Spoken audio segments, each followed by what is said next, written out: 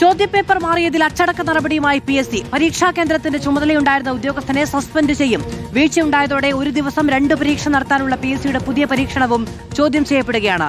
അതിനിടെ PSC പരീക്ഷാ ക്രമക്കേടിൽ ന്യായീകരണവുമായി അന്വേഷണത്തെ സഹായിക്കാൻ ചുമതലപ്പെടുത്തിയ ഉദ്യോഗസ്ഥ രംഗത്ത് വന്നു.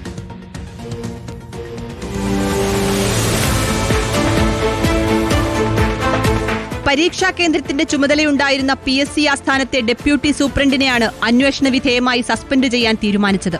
ചോദ്യപേപ്പർ പൊട്ടിക്കുന്ന സമയത്ത് ഉദ്യോഗസ്ഥൻ സ്ഥലത്തില്ലായിരുന്നുവെന്ന് കണ്ടെത്തിയതിന് പിന്നാലെയാണ് നടപടി.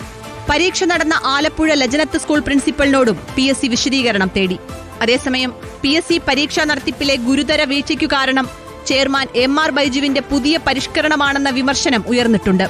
ഒരു ദിവസം 2 പരീക്ഷ നടത്താനുള്ള ചെയർമാന്റെ തീരുമാനത്തിന് പിന്നാലെ നടന്ന പരീക്ഷയിലാണ് ചോദ്യപേപ്പർ മാറി നൽകിയത്. ഒരു ദിവസം 2 പരീക്ഷ നടത്തുമ്പോൾ പേപ്പർ മാറിപ്പോകാൻ സാധ്യതയുണ്ടെന്ന് മുന്നറിയിപ്പ് നൽകിയെങ്കിലും ചെയർമാൻ അത് അവഗണിച്ചതായി ഒരു വിഭാഗം പറയുന്നു. അതിനിടെ PSC പരീക്ഷാ ക്രമക്കേട് വിവാദത്തിൽ വിചിത്ര ന്യായീകരണവുമായി അന്വേഷണത്തെ സഹായിക്കാൻ ചുമതലപ്പെടുത്തിയ ഉദ്യോഗസ്ഥ രംഗത്തെത്തി.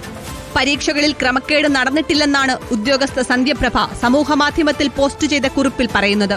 സർവീസ് ചട്ടങ്ങൾ കാറ്റിൽ പറത്തുന്നതാണ് ഉദ്യോഗസ്ഥയുടെ നടപടിയെന്നാണ് വിമർശനം. ഉത്തരക്കടലാസുകൾ കൈകാര്യം ചെയ്യുന്ന വിഭാഗത്തിലെ ഉദ്യോഗസ്ഥയായിരുന്ന സന്ധ്യപ്രഭ ഉൾപ്പെടെ 9 അംഗ കമ്മിറ്റിക്കാണ് SITയെ സഹായിക്കാനുള്ള ചുമതല. News desk reporter.